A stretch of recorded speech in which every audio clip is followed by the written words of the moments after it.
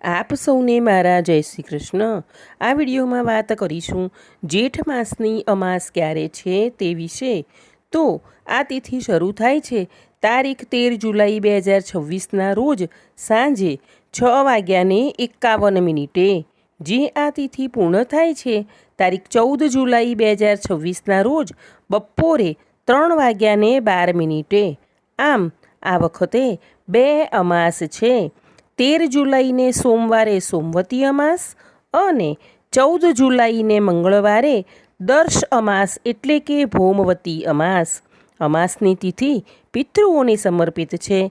આ દિવસે પિતૃઓને તર્પણ, શ્રાદ્ધ અને પિંડદાન જેવા કાર્યો થાય છે।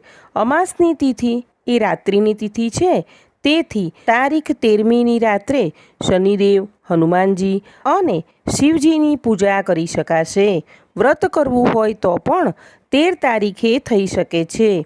સ્નાન, દાન, જાપ, તર્પણ વગેરે 14 તારીખે થઈ શકશે।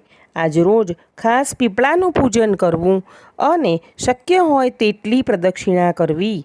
અમાસના દિવસે સવારે વહેલા ઉઠી સ્નાન કરી પિતૃતર્પણ અને ભગવાન શિવજીની પૂજા કરવી શુભ મનાય છે। તલનું દાન, ગાય કૂતરાને રોટલી અને જરૂરિયાતમંદોને અન્નદાન કરવાથી પિતૃઓના આશીર્વાદ મળે છે તથા જીવનના અનેક કષ્ટો દૂર થાય છે। આગળના વિડીયો જોવા માટે આપણી આ ચેનલને લાઇક, શેર અને સબસ્ક્રાઈબ કરજો।